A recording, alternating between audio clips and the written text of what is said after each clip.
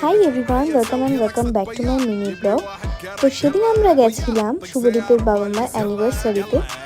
25th anniversary ছিল, তো আমাদের সব বন্ধুদেরকে নেমন্তন্ন করেছিল ওখানে। আর ওখানে গিয়েই তো প্রথমে বন্ধুদের সবার সাথে দেখা হয়ে গেল, আর আমরা গিয়ে একটু আন্টি আঙ্কেলের সাথেও দেখা করে নিলাম। আর তারপরে ওরা কেক কাটিং করছিল, তো কেক কাটিং হয়ে যাওয়ার পর আমরা একটু শুভদীপের সাথে কথা বলার সময় পেয়েছিলাম, কারণ ও খুব ব্যস্ত ছিল সেদিন।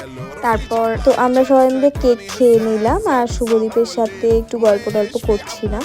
কেক টেক খেয়ে ইয়ার্কি আড্ডা মেরে আমরা নিচে গেছিলাম স্টার্টার খেতে। তো স্টার্টারে তো অনেক কিছু ছিল, পকোড়া, ফিশ বল, কফি এসব ছিল।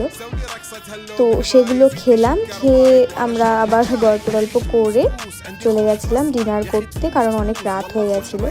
তারপর ডিনার করে চলে আসি বাড়ি। তো দিনটা তো এভাবেই কেটেছিল। দেখা হচ্ছে নেক্সট কোনো ব্লগে। টাটা।